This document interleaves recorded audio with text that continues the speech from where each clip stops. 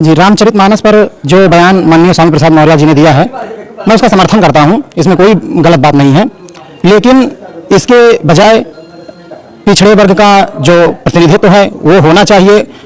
इसकी बात उन्हें करनी चाहिए। ईवीएम के मुद्दे पर उनको बात करनी चाहिए, क्योंकि आज ईवीएम एक मनुस्मृति के समान है जो हमारे हक अधिकारों को खत्म कर दे रही है।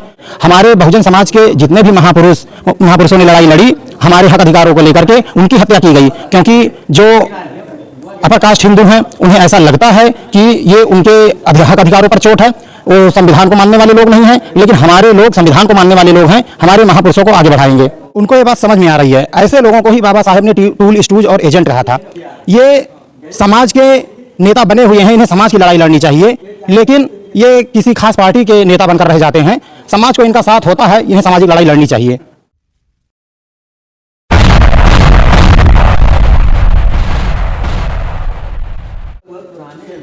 सबसे पहले MN 85 न्यूज़ के दर्शकों का बाबू जगदेव प्रसाद कुशवाहा की जन्म जयंती की हार्दिक शुभकामनाएं।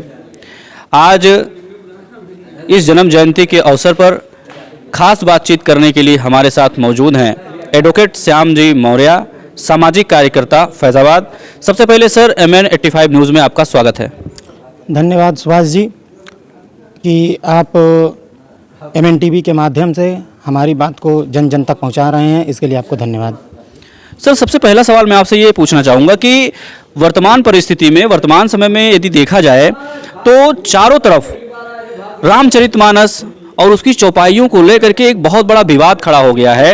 ये जो सारा विवाद चल रहा है, कहीं इसके पीछे कोई और षड्यंत्र तो नहीं है? इस पर आपका क्या विचार है? जी, रामचरितमानस पर जो बयान माननीय स्वामी प्रसाद मौर्य जी ने दिया है, मैं उसका समर्थन करता हूं। इसमें कोई गलत बात नहीं है, लेकिन इसके बजाय पिछड़े वर्ग का जो प्रतिनिधित्व है वो होना चाहिए। इसकी बात उन्हें करनी चाहिए। ईवीएम के मुद्दे पर उनको बात करनी चाहिए, क्योंकि आज ईवीएम एक मनुस्मृति के समान है जो हमारे हक अधिकारों को ख़त्म कर दे रही है। और ईवीएम के मुद्दे को लेकर के माननीय वामन मेश्राम साहब भंडा फोड़ यात्रा शुरू कर रहे थे, जिसको तमिलनाडु प्रशासन ने रोक दिया। तो इस मुद्दे पर बात होनी चाहिए जो हमारे हक अधिकारों को लेकर के बात करती है।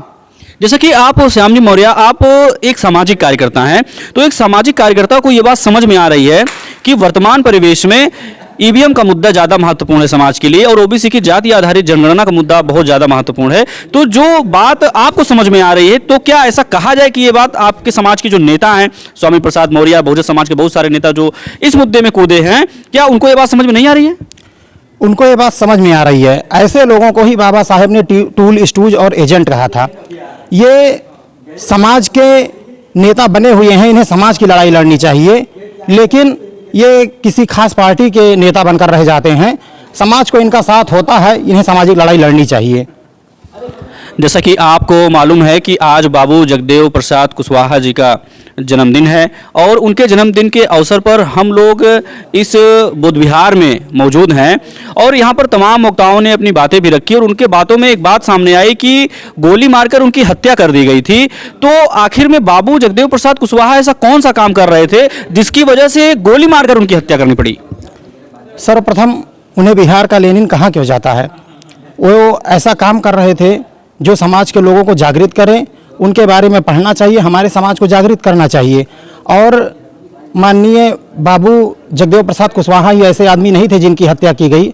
हमारे बहुजन समाज के जितने भी महापुरुषों ने लड़ाई लड़ी हमारे हक अधिकारों को लेकर के, उनकी हत्या की गई, क्योंकि जो अपर कास्ट हिंदू हैं उन्हें ऐसा लगता है कि ये उनके हक अधिकारों पर चोट है। वो संविधान को मानने वाले लोग नहीं हैं, लेकिन हमारे लोग संविधान को मानने वाले लोग हैं, हमारे महापुरुषों को आगे बढ़ाएंगे। आपने संविधान की बात की, तो संविधान की बात पर मुझे एक बात याद आ गया कि संविधान को डॉक्टर बाबा साहब अम्बेडकर ने लिखा, और उसके पीछे उनका बहुत अथक प्रयास रहा, बहुत अथक संघर्ष रहा, और जो संघर्ष की बदौलत उन्होंने संविधान को लिखा, उसके पीछे और भी बहुत सारे बहुजन महापुरुषों का त्याग, समर्पण, बलिदान शामिल था। लेकिन मुझे एक बात आपसे ये जानना है कि आखिर में जो महापुरुष गैर बराबरी, असमानता और छुआछूत, इसके विरोध में जो लड़ाई लड़ते हैं, आखिर इस देश में उनकी हत्याएं क्यों हो जाती हैं? आप बहुत अच्छा प्रश्न किए हैं। जो हमारे महापुरुष लड़ाई लड़ते हैं हमारे हक अधिकारों को लेकर के, तो जो अपर कास्ट हिंदू, जो समांतवादी व्यवस्था को मानने वाले लोग हैं, जो ब्राह्मणवादी व्यवस्था को मानने वाले लोग हैं, उन्हें ऐसा लगता है कि हमें हक अधिकार मिल जाएगा तो वो वंचित हो जाएंगे, जबकि ऐसा नहीं है। तो वंचित ना हो इस डर से वो हमारे समाज के लोगों को आपस में लड़ाते हैं और हमारे महापुरुषों की हत्या करवाते हैं।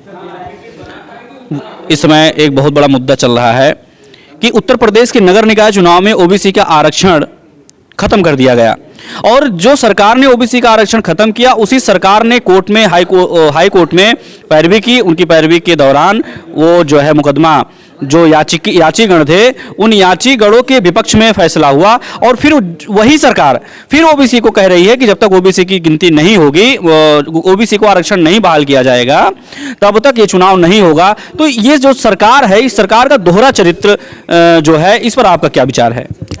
ये सरकार की सोची समझी चाल है कि एक तरफ पहले ओबीसी का रिजर्वेशन खत्म कर दिया जाए, उसके बाद मामला कोर्ट में ले जा करके इसको ये दर्शाया जाए कि हम ओबीसी की लड़ाई लड़ रहे हैं। लेकिन समाज आज जान चुका है, समाज उनका साथ छोड़ने वाला है, समाज एकत्र हो गया है, इसका डर उन्हें सता रहा है। जो प्रतिक्रियाएं रामचरितमानस या अन्य प्रतिक्रियाएं सामने आ रही हैं, इससे लगता है कि उन्हें डर लग रहा है। यदि आप कह रहे हैं कि समाज जाग चुका है, तो क्या ये जागा हुआ समाज 2024 के चुनाव में बीजेपी को सत्ता से हटा पाएगा? ईवीएम हटाना सबसे ज़्यादा जरूरी है। जब तक ईवीएम नहीं हटाया जाएगा, हमारे समाज के लोग सत्ता पर काबिज नहीं हो पाएंगे। इस आधुनिक मनुस्मृति को हटाना होगा। बहुत बहुत धन्यवाद। हमसे इस खास बातचीत में हमारे साथ मौजूद थे एडवोकेट श्याम जी मौर्य। आप सामाजिक कार्यकर्ता हैं फैजाबाद से। आपने MN 85 न्यूज में अपना कीमती समय दिया, इसके लिए आपका धन्यवाद। साथियों, इस तरह के मुद्दों पर खबर देखने के लिए आप MN 85 न्यूज़ चैनल को सब्सक्राइब करें, शेयर करें, लाइक करें और कमेंट करें। धन्यवाद।